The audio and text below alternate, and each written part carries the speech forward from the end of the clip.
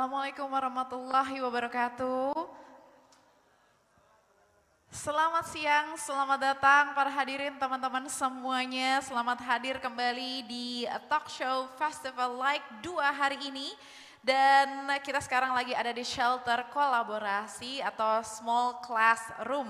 Nama saya Syafira, saya juga ingin menyapa teman-teman yang saat ini menyaksikan secara live streaming melalui YouTube channel KLHK. Wah, ini luar biasa banget ya. Saya tadi pas mau berangkat gitu ya ke acara ini ngerasa ini weekend, orang bakalan antusias nggak ya ngobrolin tentang lingkungan, kerusakan iklim dan sebagainya. Tapi Masya Allah dari pagi saya lihat semuanya animonya positif, teman-teman juga interaktif juga, luar biasa banget. Mudah-mudahan kita punya misi dan tugas atau tanggung jawab yang berat banget ya kalau ngomongin tentang lingkungan. Karena seperti yang disampaikan kemarin gitu ya sama Ibu Menteri bahwa ini sebenarnya tanggung jawab kita semuanya untuk menjaga lingkungan. Tapi gimana caranya kita bisa menjaga? Nah, kita bakalan bahas lebih lanjut melalui diskusi-diskusi yang dihadirkan dalam festival ini. Nah, di talk show untuk sesi siang hari ini, hadirin dan teman-teman semuanya, adalah salah satu rangkaian dari keseluruhan Festival Like 2 atau Festival Lingkungan Iklim, Kehutanan dan Energi Baru Terbarukan yang berlangsung mulai dari tanggal 8 sampai dengan besok nih, tanggal 11 Agustus 2024 di Jakarta Convention Center. Nah, acara ini sendiri merupakan wadah untuk kita semuanya bisa bertukar pikiran, terus juga bisa melihat lebih jauh lagi apa yang disampaikan oleh pemangku kebijakan dan juga stakeholders terkait tentunya tentang isu lingkungan, kehutanan dan juga energi baru terbarukan.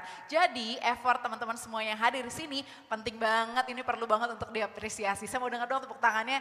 Nah, kita ngomongin tentang isu lingkungan ini bukan isu yang simple-simple aja gitu ya, tapi insya Allah apa yang akan dibahas nanti akan sangat mudah-mudahan bisa dicerna dengan baik, bisa diikuti dengan baik, dicatat nah supaya jadi manfaat setelah kita keluar dari ruangan ini. Nah, siang hari ini atau sebentar lagi kita akan mulai ngobrol-ngobrolnya, diskusi seru sekali. Topiknya yaitu Eko-Inovasi Dunia Usaha, Sejahterakan Masyarakat, Capai SDGs dan Kendalikan Perubahan Iklim Sektor Agroindustri. Yang akan menghadirkan dua pembicara, untuk itu langsung saja saya undang untuk naik ke atas panggung. Yang pertama Deputy Director Asia Pulp and Paper, ada Bapak Iwan Setiawan. Selamat pagi Pak Iwan, silahkan duduk, boleh di tengah Pak. Nah, silahkan duduk. Berikutnya saya ingin undang untuk naik ke atas panggung Direktur PKEG yaitu Bapak Muhammad Nur Andi Kusuma ST MSC. Silahkan untuk naik ke atas panggung Pak Andi dan menempati tempat duduk di sebelah sini. Oke, nah yang akan memoderatori sesi ini saya sendiri. Jadi mudah-mudahan kita semuanya bisa mengikuti, ini topiknya menarik banget dan mungkin bapak-bapak mau menyapa dulu nih teman-teman yang hadir dan juga yang sudah mengikuti secara online melalui YouTube-nya KLHK. Silakan Pak. Baik, Assalamualaikum warahmatullahi wabarakatuh. Senang sekali pada pagi hari ini kita bisa ada di tempat ini, kita coba ngobrol-ngobrol nanti tentang tadi yang disampaikan Mbak Syafira ya, jadi tentang iklim, perubahan iklim, kemudian juga bagaimana energi terbarukan dan juga bagaimana kita menjaga keberlanjutan dari apa yang ada di alam. Nah, mungkin nanti kita bisa sharing dan ngobrol-ngobrol. Terima kasih atas kehadiran Bapak Ibu sekalian, teman-teman sekalian. Semoga interaksi kita nanti hangat gitu untuk berdiskusi. Benar, demikian, benar. Pak Adi, Pak, supaya kita nggak tegang deg-degan banget nih ngomongin Siap. tentang aman udah kedengaran Pak. Oke, Assalamualaikum warahmatullahi wabarakatuh. Waalaikumsalam. Selamat pagi, salam sejahtera bagi kita semua. Bapak Ibu sekalian, terima kasih kehadirannya untuk memenuhi talk show kita pada pagi hari ini. Kalau kami dari sisi pemerintah, kami ingin mengajak salah satu bagian saja dari sisi pemerintah yang terkait dengan bagaimana kita melakukan upaya perlindungan dan pengelolaan lingkungan hidup. Nah, saya spesifik nanti akan terkait dengan kawasan gambut kita Bapak Ibu sekalian. Jadi kalau selama ini kita mendengar isu lingkungan itu banyak sekali dan beragam macam dan sepertinya mengawang-awang tinggi gitu ya, apalagi kalau kita membicarakan, karena salah satu isunya adalah perubahan iklim ya Bapak Ibu sekalian ya. Itu kan kayaknya jauh di mana-mana gitu ya. Tapi kita akan bicarakan dari sisi yang membumi, karena memang ada yang di Indonesia ini, di wilayah kita di Indonesia ini ternyata cukup banyak. Dan ini terkait dengan gambut, dan saya harapkan kita akan nanti bisa berdiskusi, sharing juga informasi dan pengetahuan. Mungkin Bapak Ibu juga bisa memberikan masukan kepada kami, dan dalam nanti kita merumuskan kebijakan terkait dengan perlindungan dan pengelolaan khususnya ekosistem gambut di Indonesia. Mungkin dari saya itu dulu sementara. Terima kasih. Baik, terima kasih Pak Andi dan juga Pak Iwan udah menyapa teman-teman semuanya. Kalau tadi Pak Andi bilang ya karena kayaknya ngawang-ngawang gitu, padahal harusnya ini jadi sesuatu hal yang dekat sama kita gitu ya. Dan apalagi nantinya bumi inilah yang akan kita wariskan ke generasi berikutnya. Salah satunya hadir di sini nih. Nih ada putranya ya kan, ya harus tahu banget ya Mas. Saya makasih banget loh udah dibawa ikut serta, jadi tahu sejak dini. Baiklah kalau gitu udah gak sabar banget kita mau mendengar paparan dari masing-masing narasumber dengan tema Eko Inovasi Dunia Usaha, Sejahterakan Masyarakat, Capai SDGs, dan Kendalikan Perubahan Iklim Sektor Agroindustri. Yang pertama akan memulai presentasinya yaitu Pak Andi Kusuma selaku Direktur PKEG. Silakan Pak. Baik, terima kasih Bu Moderator. Saya punya waktu berapa menit Bu? 20? Iya, 25 menit kurang lebih. Nanti juga 25 nanti akan menit. ada sesi tanya jawab, jadi siapkan Siap. pertanyaannya teman-teman semuanya. Silakan Oke, Pak. baik. Bapak Ibu sekalian izin saya berdiri ya? Silakan. Oke, biar enak juga saya yang jelasinnya. Ya. Kalau duduk biasanya agak tengleng Pak, mata kepala saya jadi agak Ya. susah. Saya enakan sini jadi bisa nanti kita banyak diskusi Bapak Ibu sekalian. Saya akan coba sampaikan sebetulnya bagaimana pemerintah itu khususnya kalau kita membicarakan sekali lagi ekosistem gambut ya Bapak Ibu sekalian ya. Mungkin Bapak Ibu yang sini belum, kecuali staf-staf saya ya. Kalau Bapak Ibu yang di sini yang apalagi juga hadir, mungkin pada tahu nggak Indonesia itu punya gambut berapa luas? Barangkali ada yang tahu. 24,6 juta hektar. Jadi itu Indonesia itu adalah pemilik lahan gambut tropik terluas sedunia. Kita punya 24,6 juta hektar Bapak Ibu sekalian. Itu tersebar di 19 provinsi. Kalau sekarang karena Papua Mekar jadi 23 provinsi Pak. 23 provinsi di 125 kabupaten kota kalau nggak salah. Nah dari situ Bapak Ibu sekalian bisa Ibu Bapak Ibu bayangkan mayoritasnya itu ada di remote area lah. Jadi kalau Bapak Ibu yang di sini yang tinggalnya di Jakarta atau di Pulau Jawa ataupun di Sumatera dan lain-lain, tapi di kota-kotanya mungkin tidak akan terlalu banyak kenal atau bersentuhan dengan yang namanya gambut. Dan ketika saya pertama kali tugaskan di sini, PKEG itu pengendalian kerusakan ekosistem gambut ya, jadi biar tahu juga gitu. Dan kondisinya adalah Bapak Ibu sekalian, kita ini mencoba pemerintah banyak belajar terus terang Bapak dari kasus kejadian bencana dan juga kondisi yang ada di lapangan.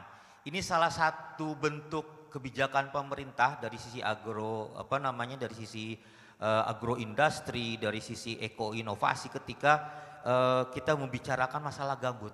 Disinilah pemerintah kami belajar Pak. Belajar babak belur dulu terus terang. Belajar bagaimana kami juga mencoba mengatur dan mengelola gambut karena kita banyak belum tahu. Tapi ketika kita salah ngelola gambut, dampaknya luar biasa Pak. Bapak Ibu mungkin pernah dengar istilah lahan 1 juta hektar ya, lahan 1 juta hektar di Kalimantan Tengah. Kita belajar dari sisi situ.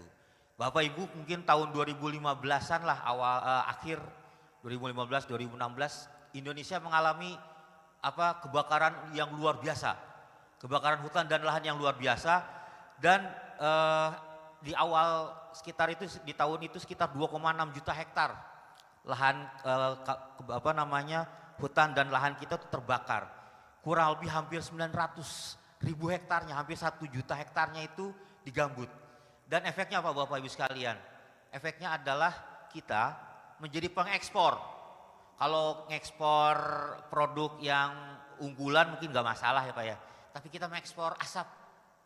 Dan itu ke negara tetangga yang protes ya negara tetangga kita juga. Tapi jangan salah, masyarakat kita juga yang sangat menderita. Kalau Bapak Ibu yang pernah yang memang mungkin berasal dari Sumatera, Kalimantan terutama Kalimantan Tengah, Kalimantan Barat. Kalau Sumatera mungkin mulai dari Riau, terus Jambi, Bengkulu, terus Sumatera Selatan, Lampung. Itu ketika kalau udah kebakaran luar biasa kan Bapak Ibu sekalian. Jadi, nah itu yang membuat asap besar tebal seperti itu karena ada di kebakarannya di lahan gambut. Efeknya lain Bapak Ibu sekalian, ketika gambut itu rusak, begitunya rusak Pak, gambut itu nanti lama-lama dia akan jadi kempes dan akhirnya apa Bapak Ibu sekalian, daerah sekitarnya itu kebanjiran kalau lagi hujan besar. Jadi kalau kering kebakaran Pak. Tapi kalau lagi hujan besar, mending becek Bu, banjir Bu di sekitarnya. Kenapa? Karena kalau pengen tahu kira-kira gambut itu ya, gambut itu kurang lebih seperti spons lah Bu, spons. Tapi bukan SpongeBob ya, spons lah. Jadi dia fungsi menyerap air kan ya, menyerap airnya luar biasa. Tapi kalau kita squeeze itu airnya akan keluar kan. Tapi kalau dia ini nyedot air lagi gitu. Nah itu pun punya fungsi yang sama. Jadi ketika gambut ini ketika kondisi normal ya Bapak Ibu sekalian, dia banjir besar, kalau dia normal dia akan nyerap airnya nih si gambut ini. Tapi ketika begitu dia kemarau, maka dia bisa mengeluarkan air sehingga daerah sekitarnya juga baik gitu. Itu fungsi luar biasa dari gambut yang Tuhan berikan kepada kita. Nah, masalahnya adalah ketika kita mulai ingin melakukan upaya pembangunan Pak, proses pembangunan. Tidak ada salah dalam proses pembangunan, karena kita harus membangun. Tapi karena kita belum tahu, banyak belajar, akhirnya gambut ini Pak, itu awal-awal dulu di drain atau di drain tuh jadi bikin kayak kanal-kanal dalam rangka ngebuang airnya Pak. Ketika airnya sudah dibuat kanal banyak, airnya terbuang, keringlah itu si gambut. Begitu kering, Bapak Ibu sekalian itu tadi. Karena gambut itu berasal isinya tadinya serasah-serasah dan pokoknya bahan-bahan organik, pepohonan dan segalanya yang mungkin tertimbun sekitaran ribuan tahun yang lalu gitu ya. Dan itu terbentuklah seperti itu. Nah jadi ketika dia kering Pak, kan terdekomposisi itu udah lama tuh beribu-ribu tahun yang lalu. Isinya apa Pak? Gas metan Pak. Ya kan kalau gas metan kalau kalinya panas, nggak usah orang ngerokok. Kadang-kadang kalau lagi panas betul bisa saja terbakar dengan sendirinya gitu. Jadi itu kalau gambutnya di drain, dikeluarin gitu. Makanya saya ngerasain alhamdulillah jalan kaki ke padahal katanya deket Pak, cuman baru nggak nyampe paling sekiloan lah jalan kaki ke dalam gitu muter-muter. Waduh, panas sekali Pak. Tapi itu syukurlah kondisi yang gambutnya masih bagus. Jadi itu sedikit gambaran dan saya ingin menyampaikan terkait dengan 1 dekade pemerintah Indonesia dalam rangka melakukan perlindungan dan pengelolaan ekosistem gambut. Next. Berikutnya ini kurang lebih next saja, lanjut saja ini outline-nya. Jadi selama kurang lebih 2015 sampai 2024 apa yang sudah kita capai dari sisi pemerintah dengan output-outputnya. 2015 itu awal-awal kami terbentuk juga Bapak Ibu sekalian. Kita proses konsolidasi dan Bapak Ibu bisa lihat di situ kebakaran hutan dan lahan dan itulah yang menjadi titik awal pertama kali ketika Pak Presiden dan Bu Menteri ngecek ke lapangan dan Pak Presiden langsung menugaskan Bu Menteri. Sanggup nggak nih ngelola ini gitu ya, gambut? Kalau sanggup, oke, lanjutkan. Dan saya kebetulan masalahnya begitu sempat ikut mendengarkan wawancara Bu Menteri ketika membuat buku tentang gambut. Nanti kalau udah terbit, Bapak Ibu boleh melihat, boleh membelinya itu. Dan di situ Bapak Ibu sekalian, kata Bu Menteri, saya sanggup asal saya didukung oleh Presiden. Dan alhamdulillah didukung. Jadi tapi memang prosesnya tidak mudah Pak. Dari 2015 itu kita belajar sekali. Nah itu kita mulai ada yang namanya pembangunan skat kanal untuk pengembangan model pertama kali dan juga kita yang namanya inventarisasi. Jadi PR pertama kali pemerintah itu kita harus mengecek semua Pak. Di gambut di Indonesia itu kalau gambut itu satuan terkecilnya ekosistemnya itu kita sebut dengan kawasan hidrologis gambut. Jadi kawasan gambut yang dibatasi biasanya oleh 2 sungai atau sungai dengan danau, sungai dengan laut, sungai dengan rawa gitu ya. kita buat kawasan hidrologis gambutnya 1 unit gitu. Dan itu ada di Indonesia ada 856 ya, 865 KHG dan seluas tadi 24,6 juta hektar tadi lah kurang lebih. Nah, kita mulai melakukan proses inventarisasi awal. PR-nya kita harus tahu gambut kita itu 840-an sekian itu KHG itu kedalamannya berapa aja, isinya apa saja gitu. Karena itu PR kita pertama kali Bapak Ibu sekalian. Bagaimana kita membuat kebijakan kalau kita nggak tahu medan tempur kan ya Pak ya. Jadi kita harus tahu dulu nih, dan itu kita sekitar 1 juta hektar pada awal-awal. 2016 itu sudah mulai ada peraturan. Nah ini peraturan pemerintah yang akhirnya memperbaiki peraturan pemerintah yang sebelumnya. Ini PP 57 dari tahun 71 tahun 2014. Ini 57 terkait dengan pelindungan pengolahan ekosistem gambut. Disinilah mulai pemerintah memberikan ketentuan-ketentuan yang mulai memaksa bagaimana dunia usaha, terutama selaku aktor utama pembangunan di Indonesia, kan dia melakukan pembangunan di itu gambut, kebun, hutan dan lain-lain di kawasan gambut. Oh boleh, tapi di sini, kalau di sini gimana caranya? Itu kita atur lah di tahun 2016. Kita mulai juga ada tambahan inventarisasi sekitar 174.000 hektar. Nah terus juga ada sekat kanal juga kita mulai bangun. Bapak Ibu sekalian, kanal-kanal yang sudah ada, itu tadi saya bilang, kalau kanal-kanal sudah ada kan nawa itunya ngedrain ya, ternyata begitu di drain jadi kering, kita mulai rusak. Nah kita mulai menerapkan namanya disekat. Kanal yang sudah ada harus disekat. Kenapa? Agar untuk menjaga titik tinggi muka airnya. Jadi ibaratnya Bapak Ibu kalau punya selokan di depan rumah itu kan anggap kanal gitu ya. Kalau hujan ngalir tuh ya. Nah tapi kalau misalnya biar nggak ngalir, Bapak Ibu sekat ujung sini, pasti akhirnya akan tetap tertahan di situ kan. Nah itu ternyata banyak manfaatnya Pak, kalau untuk gambut ya kasusnya, bukan jangan diselokan Bapak. Tolong selokan Bapak Ibu jangan disekat, nanti banjir Bapak rumahnya. Di situ untuk menjaga justru tinggi muka airnya diatur. Jadi ketika lagi kering masih ada air di situ tuh, sehingga gambutnya tetap terbasahi. Gitu ya. Bapak Ibu sekalian, kalau gambut itu sunatullahnya udah dibuat oleh Tuhan, itu memang terendam air gitu ya, banyak airnya lah. Bapak Ibu kalau misalnya banyak airnya bisa kebakaran nggak? Kan nggak ya. Intinya itu prinsipnya. Jadi kita ngatur di situ. Nah di situ ada sekitar 2.000 hektar sudah mulai ada area pembasahan. Ada sekitar 215 unit kita bangun. Pemerintah mulai ngebangun. Terus di situ juga tahun 2017 kami sudah mulai menginisiasi ada Desa Mandiri Peduli Gambut lah kurang lebih di situ. Kenapa Bapak Ibu sekalian? Bapak Ibu, pemerintah itu, sekali lagi ini proses pembelajaran pemerintah. Pemerintah itu punya tangan sejauh apa sih Bapak Ibu sekalian? 24 juta hektar gambut yang tersebar di Indonesia itu sekali lagi saya bilang di remote area.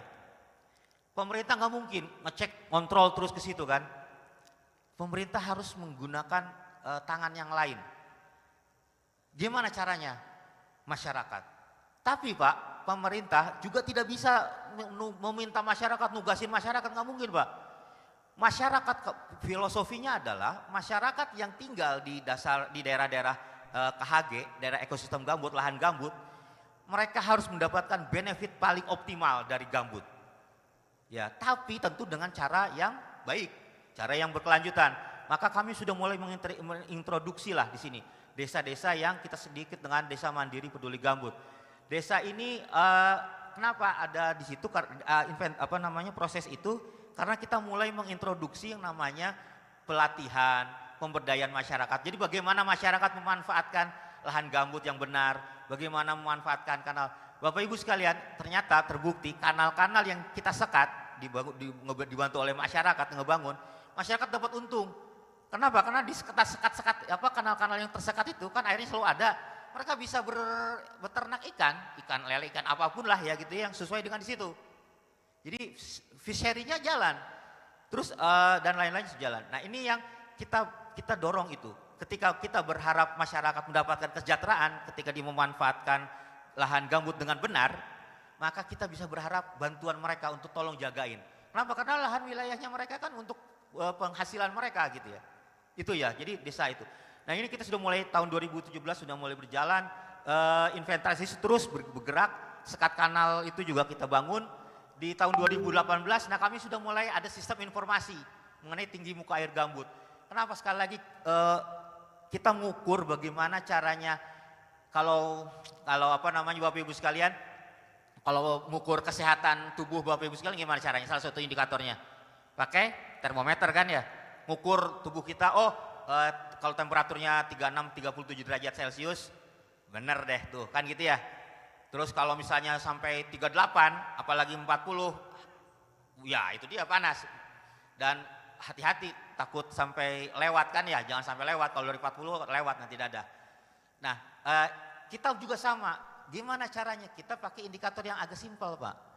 Simpel sih, ngomongnya simpel, tapi pelaksanaannya nggak mudah. Yaitu apa? Tinggi muka air tanahnya. Kalau air tanahnya turun banget ketika kita bikin bor nih, sumur. Kalau dia air tanahnya kering di bawah, berarti kita bilang ya ini gambutnya kering. Tapi kalau dia tinggi ada airnya, berarti sehat. Kenapa? Karena sekali lagi gambut itu harus berair, intinya gitu aja ya. Maka ketika kita buat, itulah salah satu tinggi muka air tanah. Diaturlah, itu kita punya sistem informasi dan kita sudah mulai bisa menekankan dunia usaha untuk mulai taat. Taatnya gimana caranya? Mangga Anda berbisnis, berusaha, berkebun, perhutanan silakan, tapi tolong dijaga tinggi muka air tanahnya. Kalau Anda punya kanal, tolong disekat. Gimana caranya tata air tanahnya, air gambutnya, tata air tanahnya diatur biar nggak drop gitu. Itunya kurang lebih seperti itu. 2018 kita sudah ada informasi, kita ada aturan-aturan, kita bergerak, inventarisasi terus nambah kita 1,4 juta hektar, sekat kanal 3.200. Nah Bapak Ibu sekalian, kita sudah mulai ada 13 DMPG di Indonesia ini gitu ya. 2019 ada sistem informasi kita perbaiki, Simatak ini, terus juga ada dengan luar negeri kita dengan resolusi UNEA, terus juga sekat kanal juga terus dibangun 130 unit, RPPEG-nya inventarisasinya ada 52 KHG, tambahan sekitar 1,7 juta hektar. Beberapa peraturan ini yang sudah kita lakukan terus, proses pemulihan dan lain-lain. Berikutnya, next. Di 2020 kita sudah punya peraturan, jadi memang di sisi hulunya pemerintah kita akhirnya harus punya peraturan namanya Rencana Perlindungan dan Pengelolaan Ekosistem Gambut Nasional. Alhamdulillah di tahun inilah kita sudah ditetapkan. Inventarisasi tambah banyak, DMPG juga tambah banyak 57, alhamdulillah. Sekat kanal juga ada sekitar 807 unit dan lain-lain. Tapi di dunia usaha pun sudah mulai membuktikan Bapak Ibu sekalian, pemulihan di daerah perkebunan maupun juga PBPH, HTI, kalau dulu HTI itu ada 944 unit, udah sekitar pembasahannya, pemulihannya itu sekitar 415.000 hektar. Jadi ini kami terus bekerja sama, bergerak dengan dunia usaha, dengan masyarakat, jangan salah, karena kita juga kan sekat kanalnya di masyarakat. 2021 kita mulai memuat satu indikator secara nasional untuk melihat apakah statusnya itu bagus atau enggak. Ini dari sisi hulunya, dari sisi aturannya. Peraturan-peraturannya kita tambah terus luas, DMPG-nya nambah lagi 30. 2022 kita membuat satu lagi sistem informasi penguatan, terus juga ada tambahan 72 unit DMPG. Dunia usaha juga terus tambah luas, 867.000 kawasan yang tadinya sudah dimanfaatkan oleh dunia usaha, yang tadinya rusak, sering kebakar, sudah mulai dipulihkan gitu ya. Tahun 2023 ini kita sudah mulai ada namanya proper untuk perusahaan untuk mengecek ketaatan mereka terhadap peraturan perundang-undangan.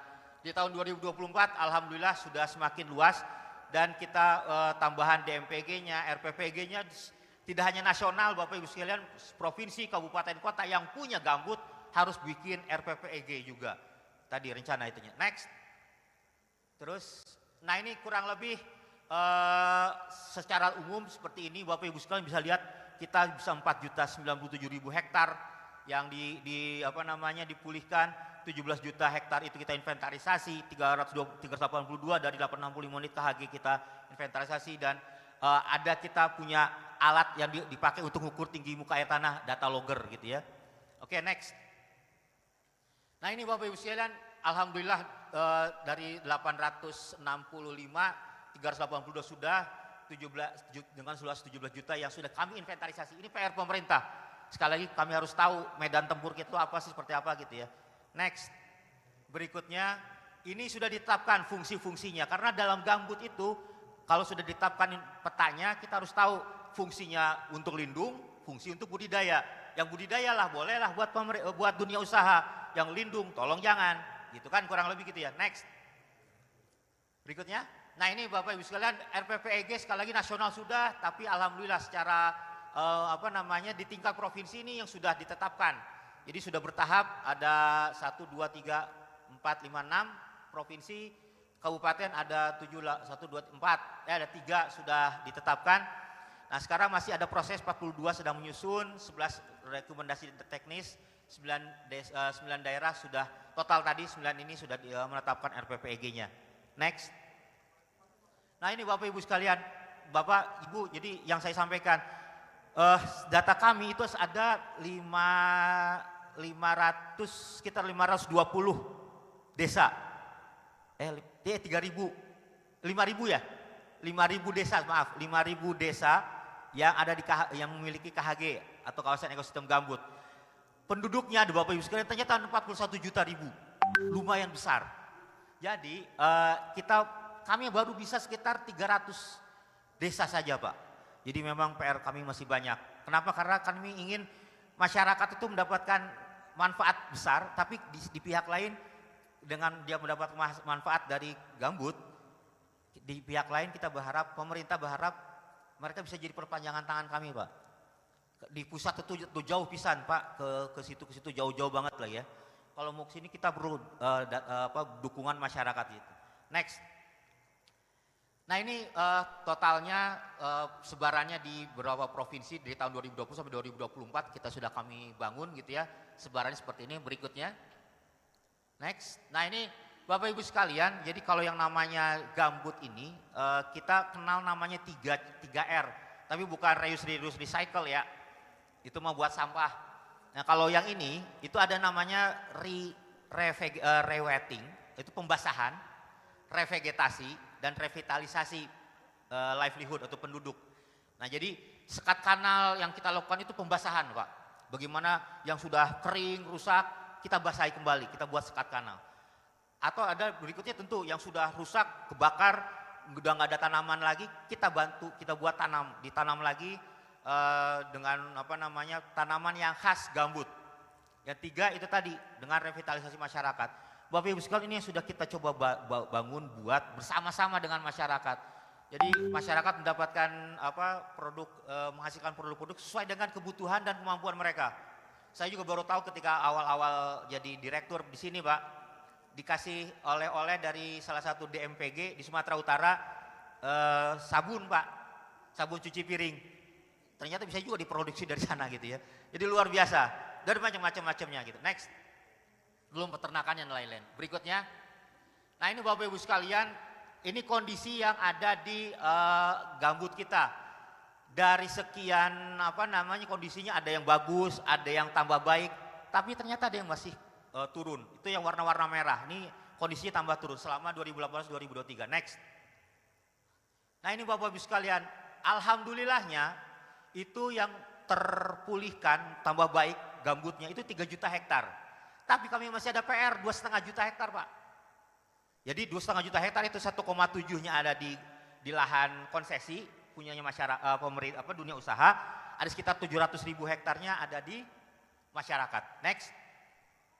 Kami membuat ini bagaimana caranya, aturan-aturan kita buat kami ya. Tapi intinya adalah kami membuat desa-desa prioritas atau wilayah-wilayah prioritas untuk pemulihan.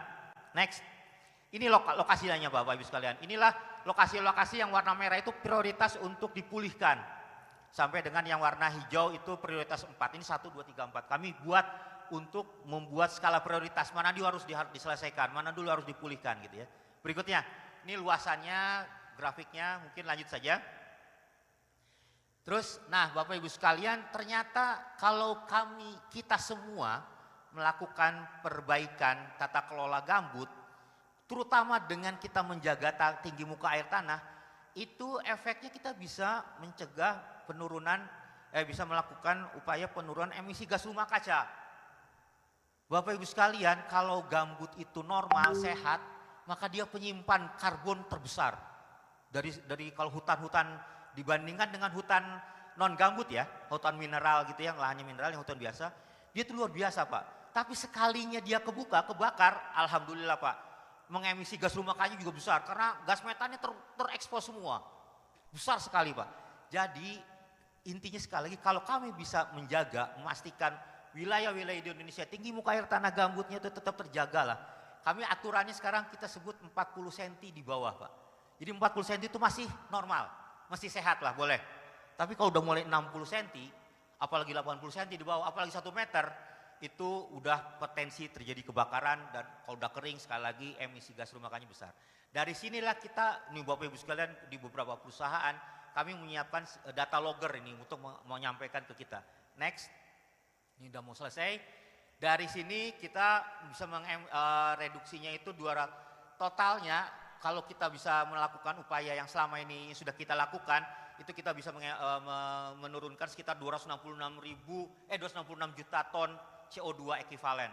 Ini bagi saya luar biasa nih Bapak Ibu sekalian. Next, mitigasinya. Dan ini data pergeserannya selama tahun 2022-2023 dengan baseline yang ada, maka kita bisa menurunkan emisi 155 juta ton, tahun 2023 155,6 juta ton. Ini yang dari kita melakukan upaya pengelolaan gambut. Terakhir Bapak Ibu sekalian, ternyata gambut ini sangat mendorong yang namanya SDGs. Jadi mulai dari perencanaan sampai dengan implementasi itu ngaruh semua Pak ke SDGs kita, jadi Sustainable Development Goals kita. Terutama khususnya untuk poverty misalnya. Bapak Ibu sekalian, DMPG yang sudah dikelola, dia berjalan dengan baik, mereka menghasilkan produk yang lebih bagus, penghasilan yang lebih besar. Juga terkait dengan tentunya gender equality Pak. Jangan salah, pelaku-pelaku usaha yang ada di gambut itu ibu-ibu. Jadi punya justru ini program yang bisa mendorong gender equality. Dan terakhir terkait dengan climate action tentu saya sampaikan, dan terkait dengan live online. Jadi saya rasa mungkin itu ya Bapak Ibu sekalian yang dapat saya sampaikan. Moga-moga kita bisa bermanfaat dan nanti kita bisa diskusi banyak terkait dengan hal ini. Itu adalah eko-inovasi tapi juga di level tingkat masyarakat. Dan dampaknya bisa menurunkan emisi gas rumah kaca. Yang pasti moga-moga jangan kebakaran lagi. Dari saya itu saja. Terima kasih. Mohon maaf jika ada kekurangan penyampaian. Wabillahi taufiq wal hidayah. Assalamualaikum warahmatullahi wabarakatuh. Selamat siang. Waalaikumsalam warahmatullahi wabarakatuh. Terima kasih Pak Andi untuk pemaparannya. Memang singkat tapi insya Allah komprehensif Pak Andi. Nah Pak Andi, sebelum kita lanjut melihat paparan berikutnya nih gitu ya, saya ada penasaran gitu ya. Kalau tadi dibilang bahwa memang lahan gambut itu penyebarannya kan luar biasa banget, luas 24 hektar ya Pak ya. 24 juta hektar gitu dari keseluruhan total wilayah di Indonesia gitu. Dan tadi juga terakhir lumayan happy sekali gitu ketika ternyata dalam pemanfaatan lahan gambut ini banyak melibatkan perempuan gitu ya sebenarnya ya, pemanfaatannya dalam pemberdayaannya. Tapi kalau berhubungan dengan kalau tadi disebut adanya tuh banyak di remote area gitu, pasti ada tantangannya dengan masyarakat lokal dalam upaya pemanfaatan lahan gambut dan juga pelestariannya. Boleh diceritain singkat aja Pak, apa tantangan yang dihadapi terbesar yang dihadapi oleh KLHK ketika bersinggungan langsung dengan masyarakat lokal tentunya dalam upaya pelestarian lahan gambut ini? Boleh mikrofonnya Pak? Saya lupa. Singkat ya Pak. Singkat. Jadi tantangan terbesar itu adalah justru untuk meyakinkan masyarakat untuk kita bisa kerjasama dan berkolaborasi. Karena masih banyak juga nih masyarakat yang beranggapan kalau pemerintah datang ngasih proyek berharap dari uang proyek.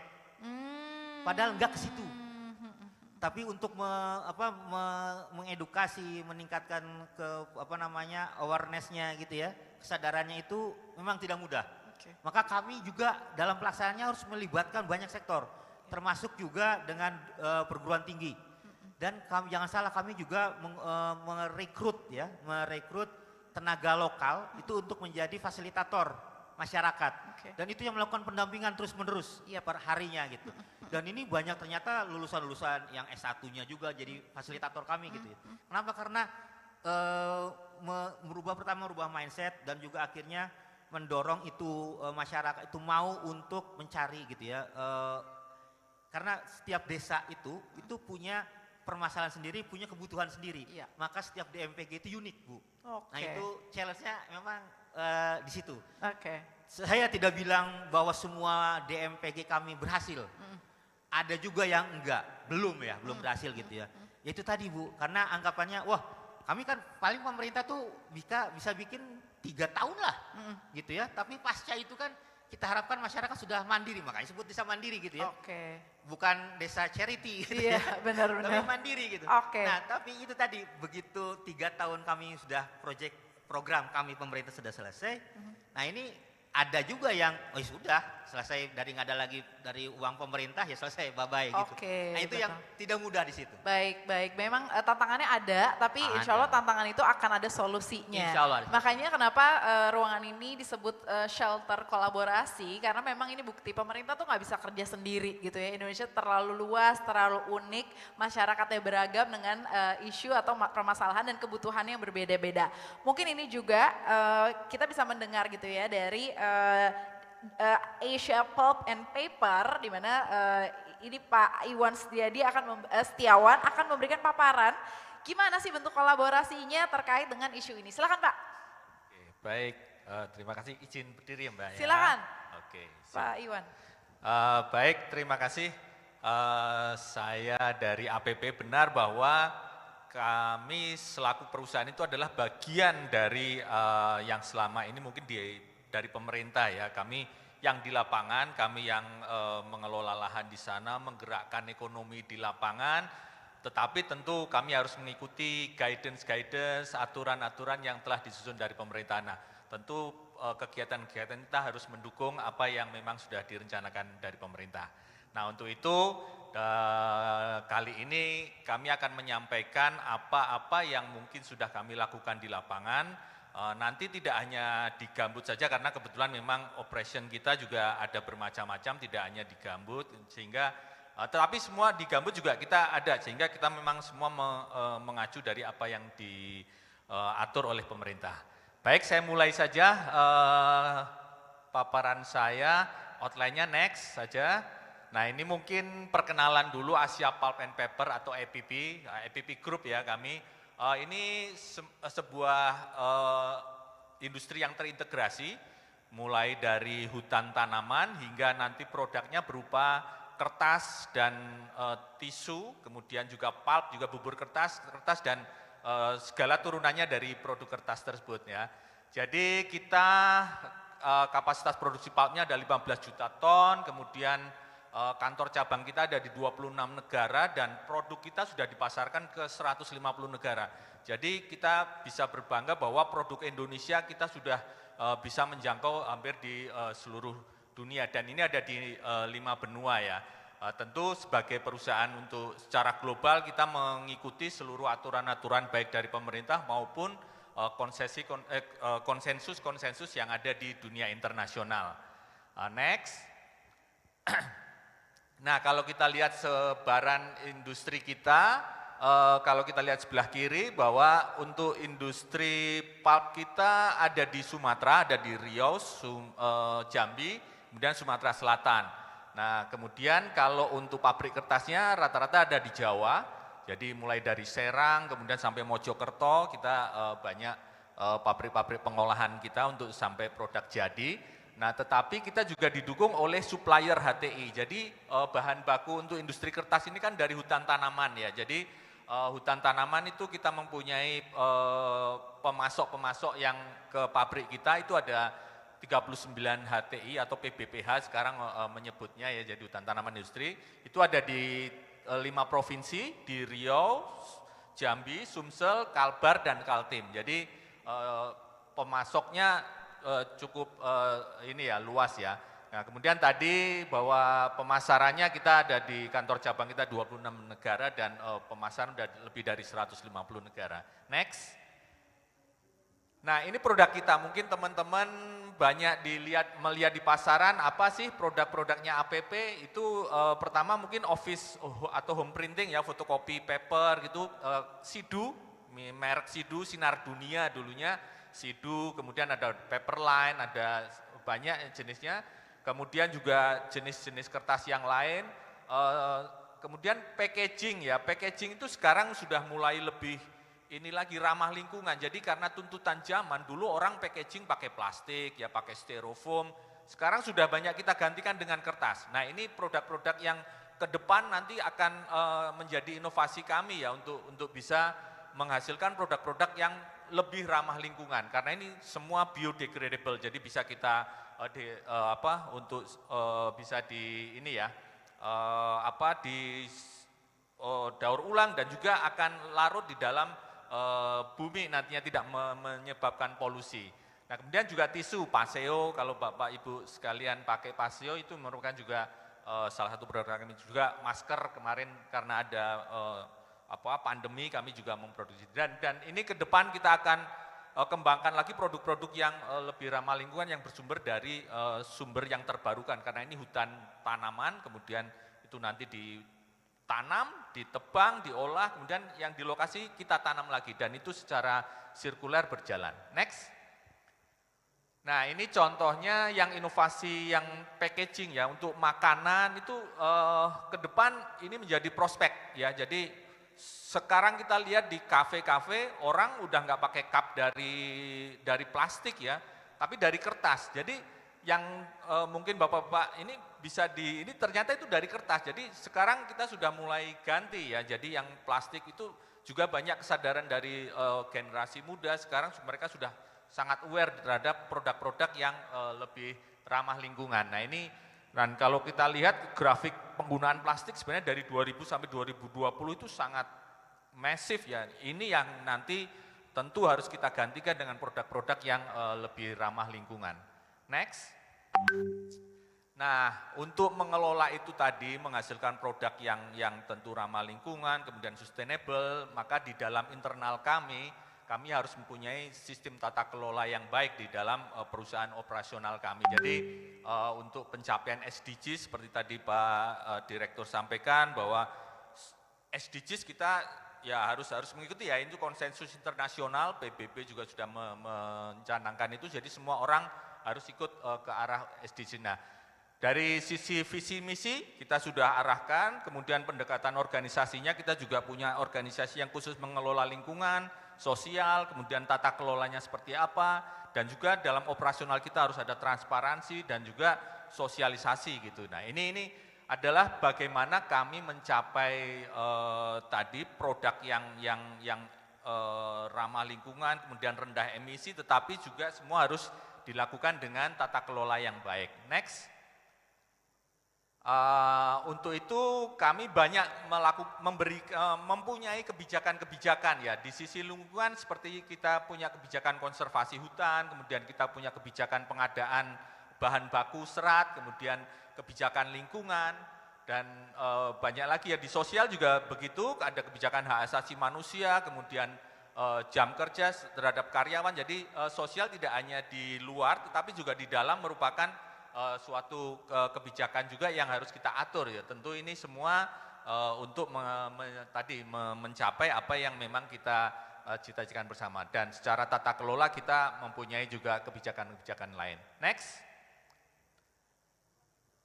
Nah, untuk lebih spesifik maka kita mempunyai target, mempunyai roadmap. Jadi supaya tidak terlalu global, maka kita selalu mempunyai roadmap yang lebih bisa dicapai. Untuk itu kita mempunyai SRV 2030, Sustainable Roadmap Vision. Jadi kita vision 2030 seperti apa, maka kita mempunyai sustainability roadmap-nya.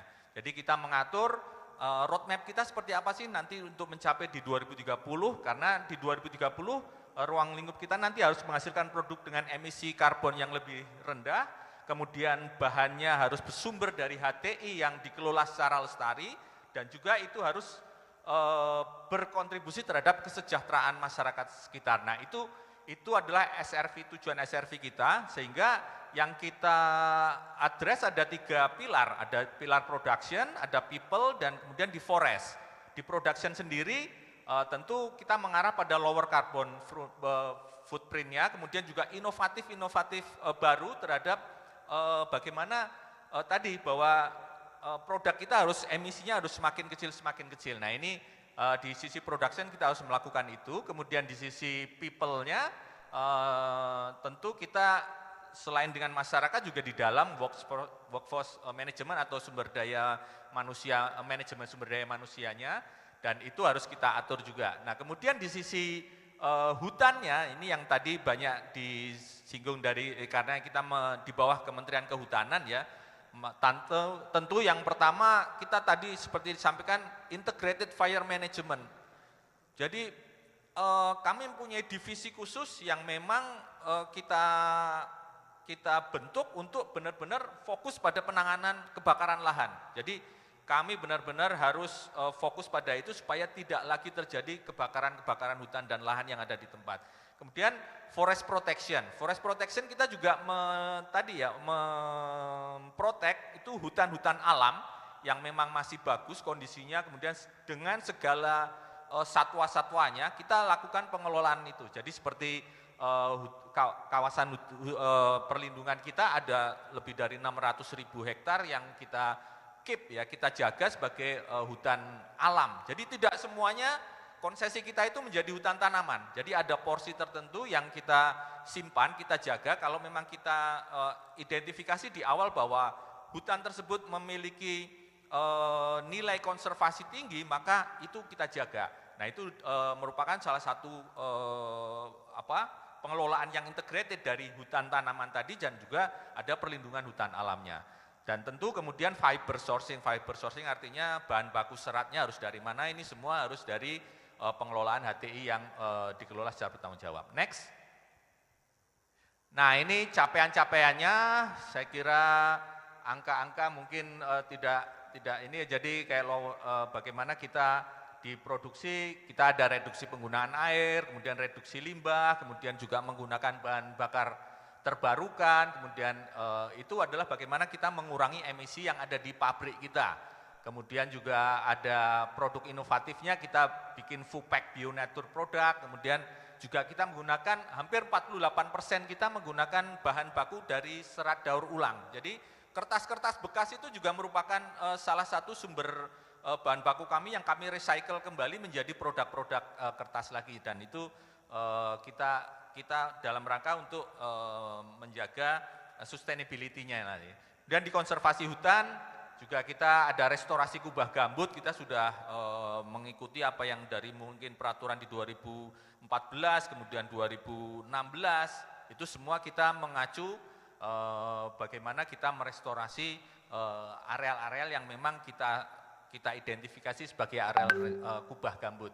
Kemudian satwa liar kita juga lindungi dan kelola ya, jadi flora fauna kita monitoring di sana. Kemudian dari sisi masyarakat tadi sama dengan pemerintah DMPG, Desa Mandiri Peduli Gambut. Kalau di kami nanti ada namanya DMPA, Desa Makmur Peduli Api. Jadi mirip itu karena concernnya sama bagaimana kita meningkatkan kemakmuran masyarakat atau kemandirian masyarakat supaya mereka tidak melakukan eksploitasi alam dengan cara yang tidak benar gitu. Jadi cara bercocok tanam, kalau masyarakat kan mungkin karena keterbatasan modal begitu, cara yang paling gampang membuka lahan adalah dengan membakar. Nah, itu yang tentu yang menjadi tantangan bersama dan tujuan bersama supaya tadi kebakaran lahan di gambut segala macam harus kita hindari.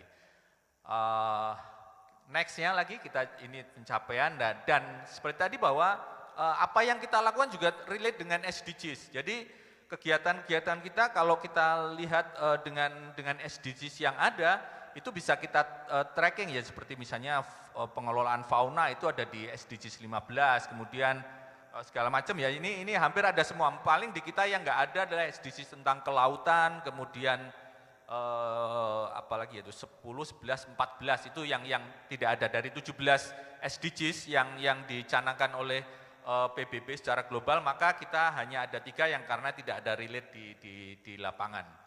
Next.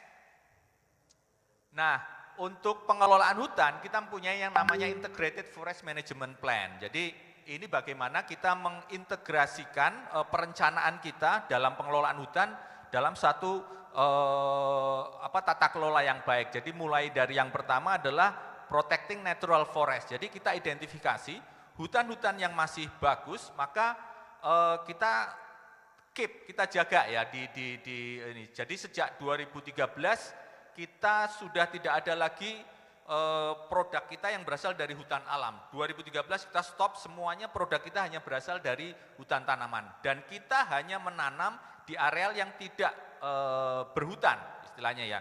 Nanti ada HCV, ada HCS atau High Conservation Value Forest, ada High Carbon Stock juga. Itu kalau itu teridentifikasi, maka areal tersebut akan kita jaga. Kita hanya menanam pada area-area non HCV, non HCS. Nah itu yang bagaimana kita memprotek natural forest. Kemudian yang kedua, peatland management. Ini sangat penting sekali. Kami juga mempunyai areal kelola di gambut. Tentu ini bagaimana kita mengelola gambut ini harus benar-benar hati-hati, dan itu semua kita mengikuti apa yang tadi peraturan-peraturan yang mungkin sudah disampaikan dari PKEG tadi ya. Kemudian social commitment yang ini kita juga tentu harus kolaborasi dengan masyarakat. Kemudian dari policy yang global supply chain, bahwa kita hanya berasal dari hutan tanaman. Jadi produk-produk kita nggak ada yang berasal dari kayu hutan alam ya. Kalau kadang dulu orang ngetes itu ada DNA hutan alamnya enggak sih? Itu bisa itu. Jadi suatu produk kalau mau dites apakah ini dari serat kayu apa gitu, itu bisa ya kalau ini. Dan di kita sejak 2013 semuanya berasal dari hutan tanaman. Sehingga memang secara akreditasinya kami sudah mempunyai Indonesian Legal Wood, jadi SVLK. Itu di Indonesia pemerintah mempunyai legalisasi untuk sertifikasi, itu kita sudah lolos. Kemudian secara internasional kita juga punya PEFC. Jadi PEFC ini juga sertifikasi produk yang lestari dari kehutanan yang lestari, maka kami sudah punya itu. Dan ini menjadi modal kami untuk bisa berjualan ke banyak negara. Seperti Anda teman-teman tahu bahwa negara-negara maju sangat-sangat peduli ya terhadap produk-produk yang memang harus ramah lingkungan, sustainable dan segala macam. Maka sertifikasi ini sangat penting buat kami supaya memang produk kita bisa kita pasarkan ke seluruh dunia. Next. Pengelolaan kawasan lindung tadi seperti saya sampaikan, jadi kita mempunyai studi di awal sebelum kita operasional itu ada studi tentang high conservation value. Jadi di sana kita melihat mana areal yang memang memiliki high conservation value. Nah disitulah kita melihat ada habitat penting, ada kemudian melindungi aliran sungai, kemudian dia juga ada situs misalnya yang di sana, kemudian sumber daya alam yang dilakukan oleh masyarakat lokal itu kita protek di sana. Jadi kita dengan awalnya di pemantauan vegetasi, kemudian nanti ada pemantauan HCS. HCS itu high carbon stock. Jadi kalau hutan yang kita nilai di situ masih stok karbonnya tinggi, maka kita protek. Kemudian kita lakukan pengayaan, rehabilitasi terhadap areal-areal yang memang sudah rusak ya di kawasan lindung. Nah, kemudian kita juga monitoring regenerasi alaminya, dan juga kita semua sosialisasikan untuk hal-hal seperti ini kepada stakeholder yang ada di lapangan. Next.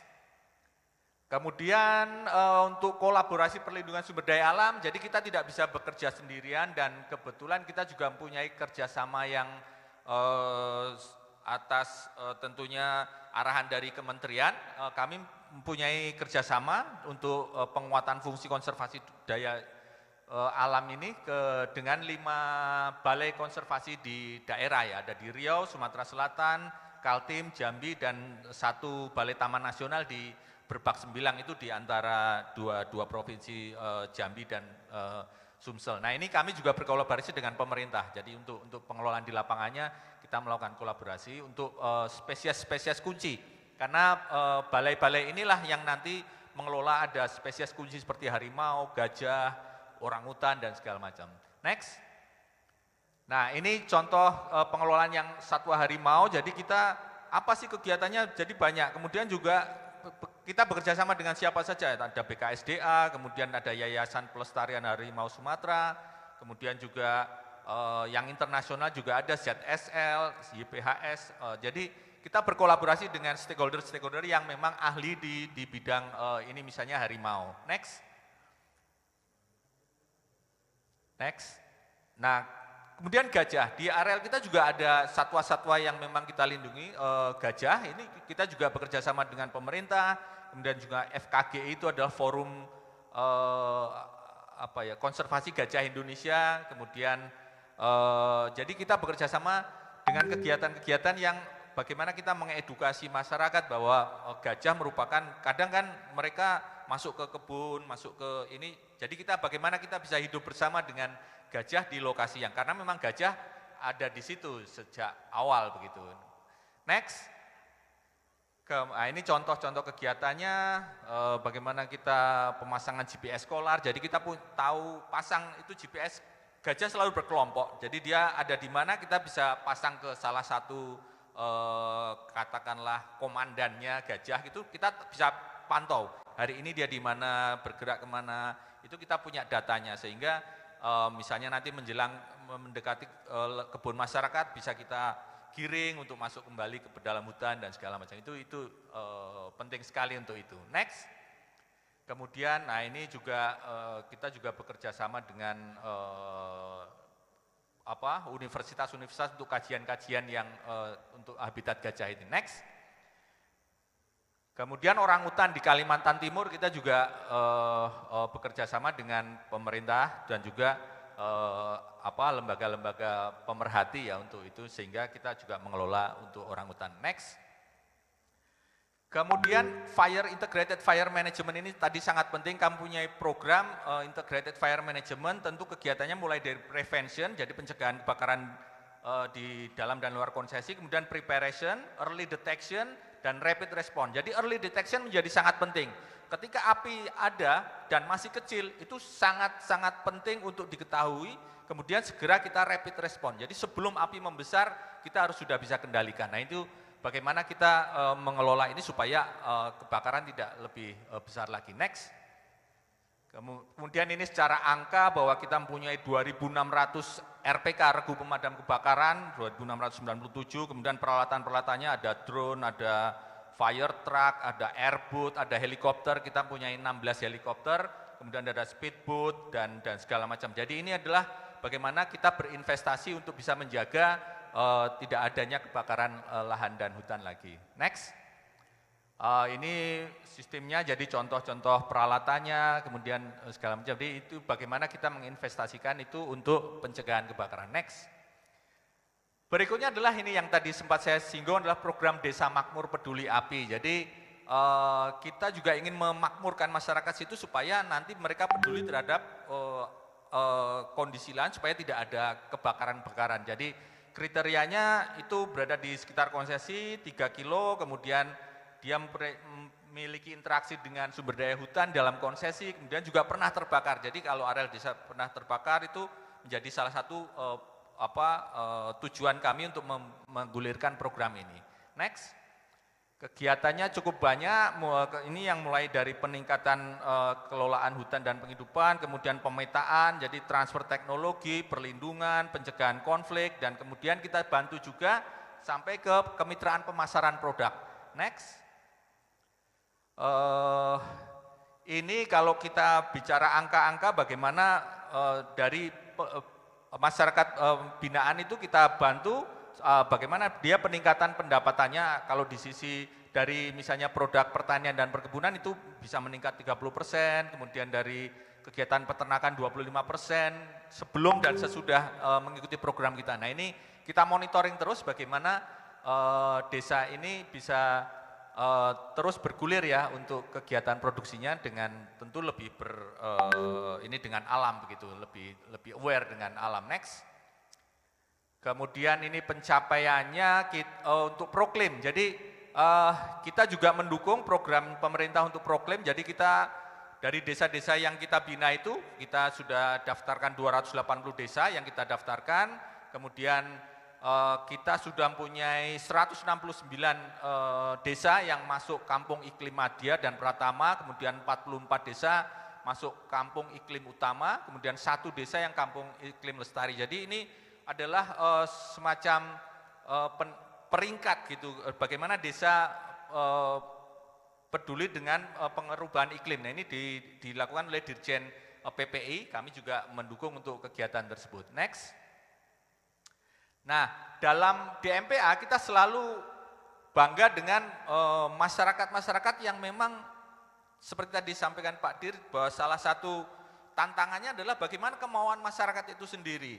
Jadi kita bisa bantu, kita bisa support, tetapi bahwa keberhasilan kemudian juga kelangsungan usahanya itu sangat tergantung dari pelakunya. Dan kita sudah mencetak lebih dari 100 champion, kami sebut champion kan, karena dia sudah berhasil dan kemudian dia menularkan ilmu itu. Jadi kita ajak kalau yang masyarakat-masyarakat baru bergabung, kita ajak ke misalnya champion-champion kita di provinsi-provinsi tertentu, mereka belajar.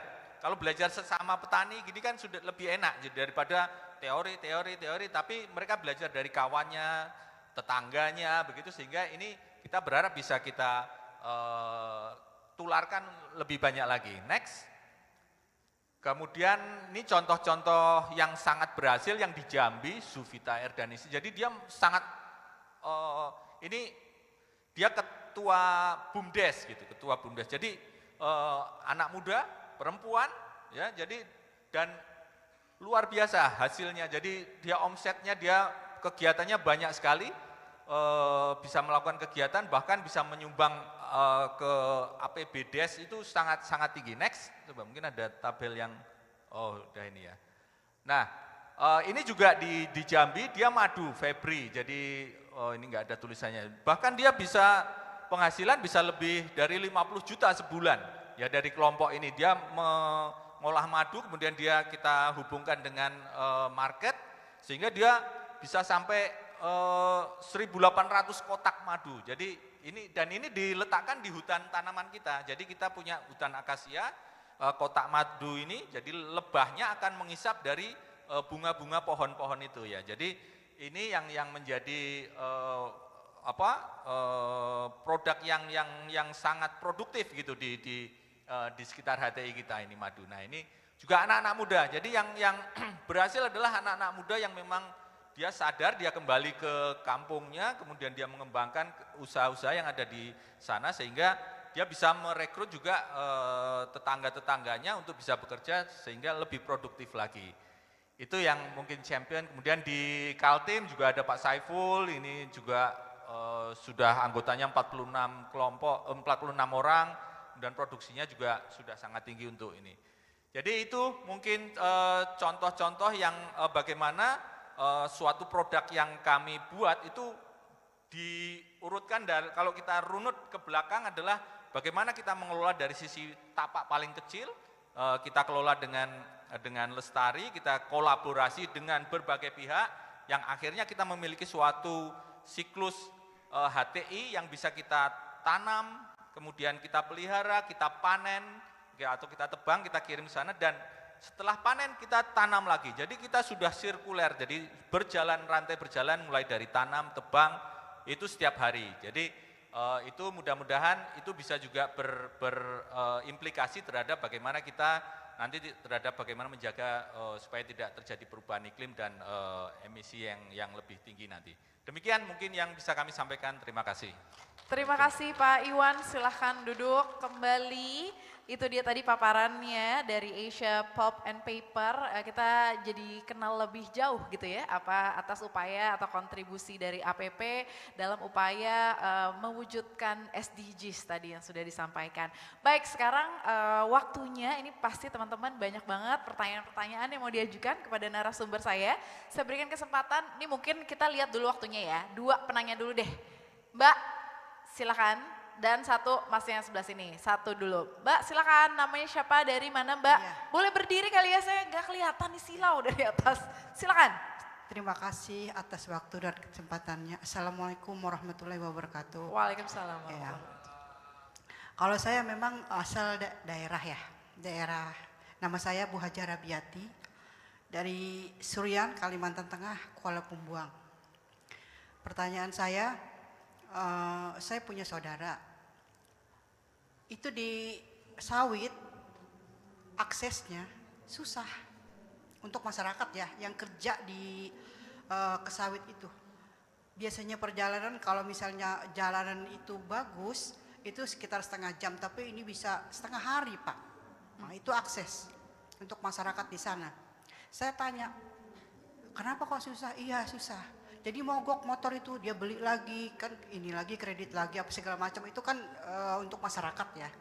Nah terus saya juga ngalamin kemarin, kan di pesisir itu kan saya tinggal di pesisir, Surian itu kan pesisir.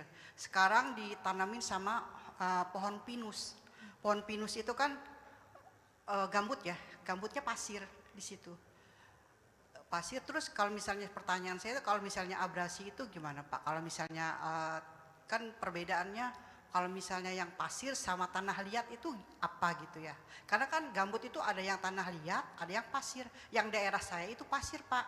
Nah, sekarang ditanamin pinus-pinus itu Pak, banyak banget itu ya. Oke. Terus aksesnya saya susah Pak ke sana Pak. Oke. Dari setengah jam itu hampir 2 jam, jalannya juga akses juga Pak, susah. Saya bilang, aduh iya Bu, jalannya susah. Terus kalau misalnya ke jalan yang biasa itu, karena pesisir ya, karena kan ada pasir gitu ya. Nah itu kadang-kadang air tuh suka apa tuh namanya naik Tinggi. akses lagi Oke. gitu. Itu permasalahannya di sana. Kalau yang pesisir ya. Tapi kalau yang tanah liat kayak Palangkaraya atau Sampit mungkin kurang kali ya. Mungkin dia ada cuaca kali ya Baik. Pak ya. Itu aja Oke. pertanyaannya. Terima kasih Iya, Ibu. Ini Assalamualaikum. untuk Pak Andi berarti Iya, ya? Oke. yang 3R tadi Pak. 3 Iya, R terima tadi. kasih. Baik, terima kasih Ibu. Iya. Mau dijawab dulu Pak?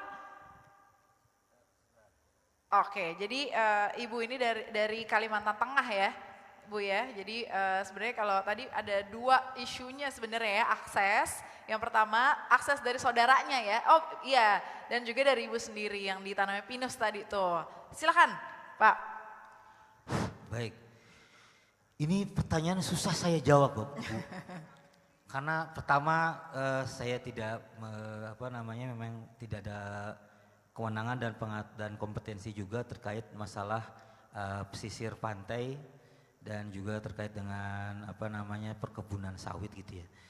Tapi saya ingin mencoba menjawab, menanggapi dia Bu ya. Karena sekali lagi pertama yang mungkin kita harus pahami dulu, gambut ini memang dia tuh kayak tanah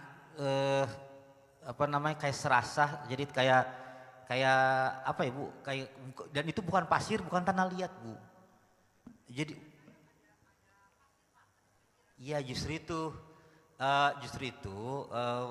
sebetulnya yang kita bicarakan gambutnya itu sebetulnya bukan pasirnya sebetulnya Bu. Nah bahwa di beberapa daerah yang bagian paling bawahnya itu pasir, iya. Tapi kita bicarakan untuk yang gambutnya ini memang di situnya Bu. Nah kalau Ibu di laut, pesisir laut, mungkin memang pasirnya memang ya karena itu memang secara geologis itu pasir yang ada di laut itu pasti relatif umumnya pasir lah. Nah itu terkait dengan abrasi sebetulnya poin utamanya adalah bagaimana agar pelindung alami dari pantai kita itu tetap ada, dan itu adalah mangrove biasanya Bu. Jadi kita bermainnya masalah mangrove. Nah kalau misalnya gambut mungkin tidak terlalu ke situ. Itu yang pertama ya Bu. Nah mengenai akses memang itu saya rasa isu banyak di wilayah daerah ya. Tapi memang sekali lagi kalau mengenai akses itu yang harus dibicarakan dengan pemerintah kabupaten kota yang bersangkutan Bu. Bagaimana untuk terutama gini, saya rasa setiap warga berhak untuk mengetahui rencana pengembangan wilayahnya masing-masing. Nah itu bisa itu melalui desa, melalui kecamatan untuk melihat rencana akses pengembangannya untuk ke situ itu kapan dan seperti apa gitu Bu ya. Nah saya mungkin tidak ada posisi untuk bisa menjawab semua nih Bu. Kalau Ibu menanyakan mengenai gambutnya insya Allah saya jawab Bu. Tapi kalau akses itu mungkin lebih tepat. Tapi saya rasa sekali lagi perlu diskusi lah dengan kadesnya atau lurah yang ada di sana untuk rencana pengembangan aksesnya ke depan seperti apa, dan saya rasa itu hak setiap warga kok Bu untuk itu. Ya, terima kasih ya Bu. Mudah-mudahan terjawab ya Bu. Gitu. Sedikit banyak mendapatkan informasi supaya tahu nih langkah berikutnya apa yang mesti dilakukan gitu ya. Oke, tadi sebelah sini Mas, silakan. Silakan Masnya, ya itu mikrofonnya. Sebutkan nama dari mana juga. Oke, selamat siang. Assalamualaikum warahmatullahi wabarakatuh. saya Handri dari Depok. Kebetulan saya S2 Magister Ilmu Lingkungan UI. Nah, kebetulan saya mau nanya ke APP ya, karena tadi salah satu produknya kan ada Sidu, buku tulis. Jadi ya kebetulan saya juga user buku Sidu dari kecil, bahkan sampai anak saya juga sekarang. Kebetulan ya pasti ya semua kita pakai buku Sidu. Nah, yang pengen saya tanya mungkin terkait tadi ada daur ulang kertas. Nah, untuk Sidu sendiri mungkin apakah ada program semisal daur ulang buku tulis yang udah tidak terpakai? Karena kan anak sekolah kan pasti kalau misalnya bukunya penuh daripada beli baru, mungkin ada program dari Sidu misalnya kayak buku yang sudah tidak terpakai mungkin bisa didaur ulang, habis itu kita bisa dapat potongan harga buku Sidu misalnya. Mungkin itu jadi menarik untuk orang tua di Indonesia. Terima kasih. Terima kasih Mas. Wah, ini mungkin mewakili pertanyaan dari yang masih menggunakan kertas. Silakan Pak. Baik, terima kasih Mas Henry. Menarik, idenya bagus ya. Tetapi bahwa selama ini memang kalau daur ulang kami bermitra dengan ada itu semacam kelompok-kelompok juga. Jadi kelompok-kelompok pengumpul begitu. Jadi kita punya ada bank sampah, kita membina bank sampah. Dan jadi memang tidak langsung dari kami di APP-nya, tetapi memang kalau daur ulang itu yang berhubungan langsung dengan konsumen, dengan untuk pengumpulannya itu ada kelompok-kelompok tertentu binaan kita juga. Jadi tapi ide tadi sangat menarik, itu mungkin menarik tuh. Misalnya dalam pameran gini ya, bawa buku 5 dapat 1 misalnya gitu ya. Menarik tuh, makasih idenya, mungkin bisa kita pertimbangkan. Tapi terima kasih bahwa yang didaur ulang itu nanti juga memang tidak menjadi produk yang sama ya. Jadi kalau untuk membuat kertas HVS, kemudian ini kan memang harus dari yang masih murni begitu ya, jadi campuran. Tapi begitu kita daur ulang itu nanti menjadi packaging. Sekarang kita kan banyak nih, teman-teman pasti tiap hari dapat paket nih.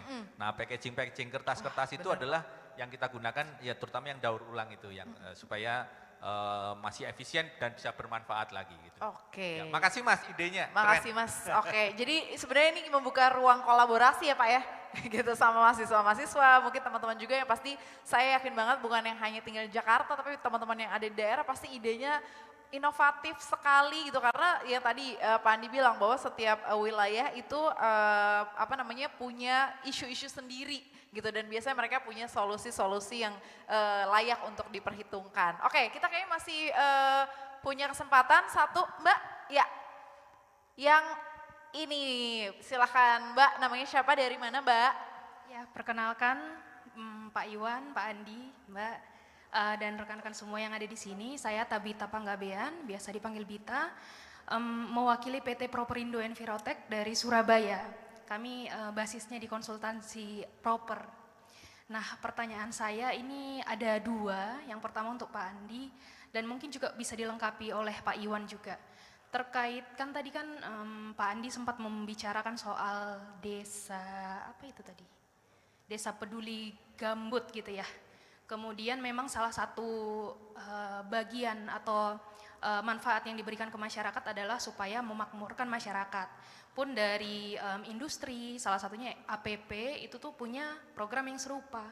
Kalau boleh tahu, apakah program-program yang serupa tersebut yang diterapkan oleh industri itu terintegrasikah dengan yang diterapkan oleh KLHK? Kemudian yang kedua itu ke Pak Iwan. Jadi Pak, dalam pekerjaan kami sehari-hari mendampingi klien-klien kami di bidang proper, itu di proper hijau itu kan ada salah satu aspek, yaitu aspek 3R non B3 ya Pak ya. Dan kebanyakan program yang diajukan oleh para klien kami itu tuh adalah reduksi atau penghematan penggunaan kertas. Kalau dari APP sendiri selaku pengelola industri kertas gitu Pak, menanggapinya itu seperti apa? Atau adakah inovasi sendiri dari perusahaan menanggapi perubahan perilaku yang ada pada industri atau masyarakat di Indonesia? Terima kasih. Makasih Mbak Tabita. Silakan Pak Iwan mungkin bisa menjawab. pertanyaan yang pertama dulu. Oke, baik. Kalau tadi DMPA kami ya, mungkin nanti dengan DMPG, memang sebenarnya secara desa memang bisa beroverlap, tetapi kelompok-kelompoknya, karena kan ini pelaku penerima programnya ini kan mungkin bisa berbeda-beda. Karena kalau di konsesi kami yang kebetulan ada gambutnya, itu bisa saja bahwa pemerintah sudah punya program di DMPG-nya ya. Tetapi kan tidak semua desa kami semua di areal gambut gitu. Jadi kami punya desa-desa lain yang non gambut. Jadi kami juga ada di sana. Jadi ada memang mungkin overlap secara desa lokasi tapi pelakunya pasti berbeda. Tidak akan ada yang kegiatan yang overlap begitu untuk itu. Ini mungkin nanti mohon koreksi juga dari Pak Direktur Pak Andi.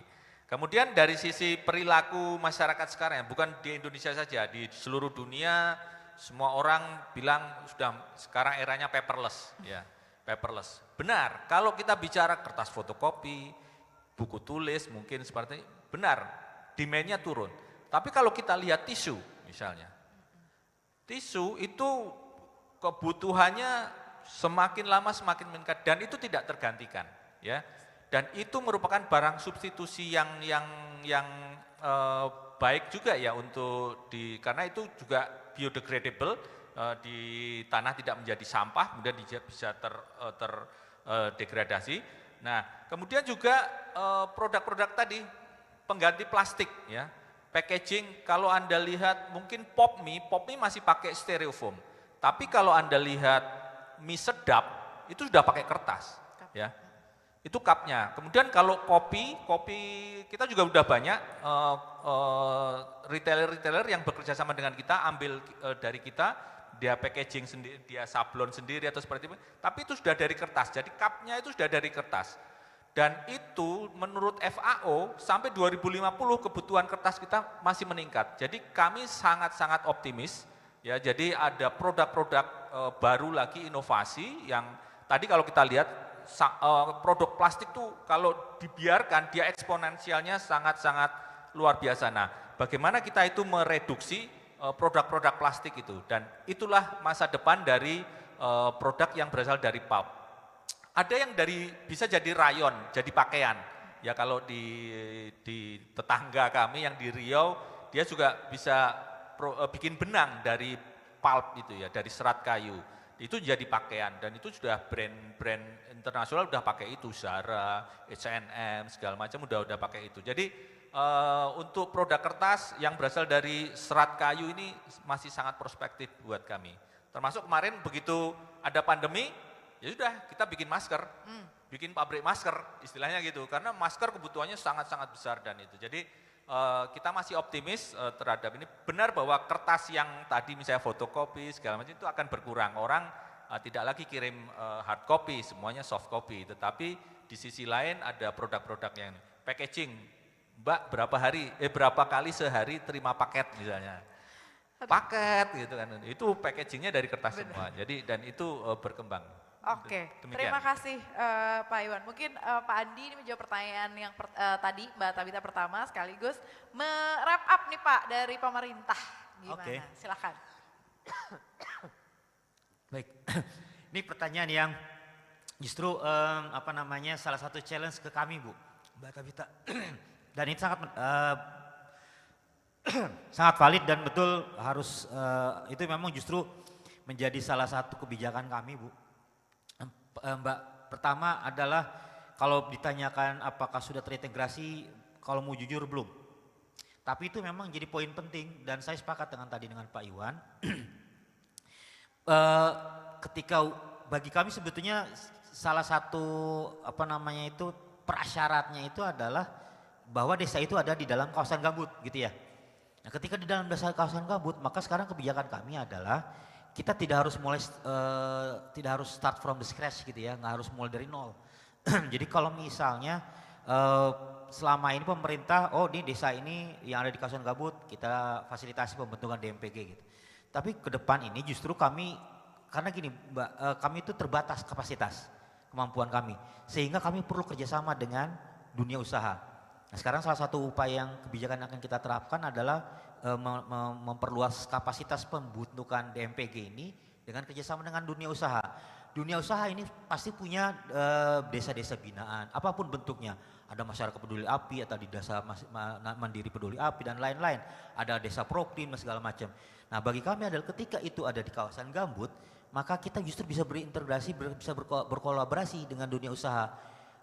Mereka sudah punya sekali contoh misalnya mereka sudah punya masyarakat peduli api misalnya gitu ya di kawasan gambut. Ya kita mulai dari situ.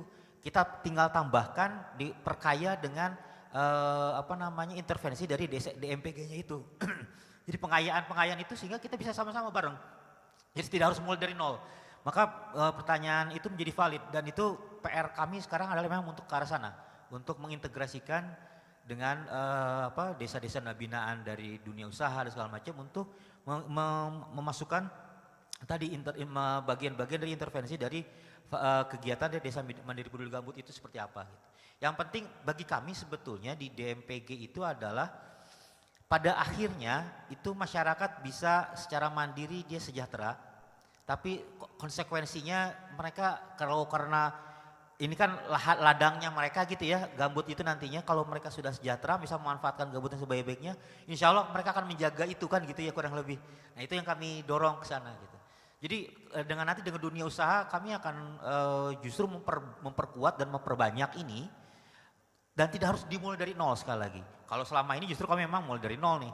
Desa O yang mana ada sini masih belum ada ada intervensi apapun kita masuk kita gerakkan. Itu effortnya lumayan besar gitu. Tapi kalau dengan ini kita ingin mencoba mengintegrasikan itu. Mungkin desa itu yang Mbak Tabita ya. Makasih. Baik, terima kasih Pak Andi ya sudah menjawab. Mudah-mudahan terjawab ya Mbak Tabita.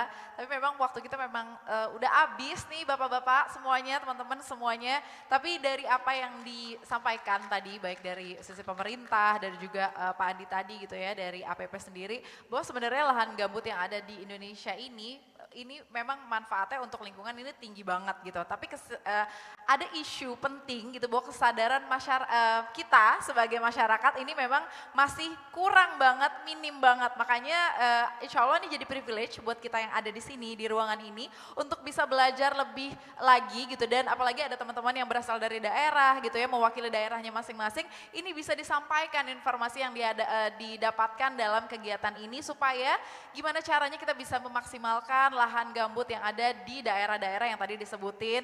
Dan yang pastinya kita sebagai konsumen, ini yang saya perhatiin gitu ya, kita tuh harus lebih jeli lagi dalam memilih produk-produk yang dihasilkan sama perusahaan-perusahaan yang menjunjung tinggi etik gitu. Karena balik lagi kita sebagai manusia ini adalah penghasil limbahnya gitu ya.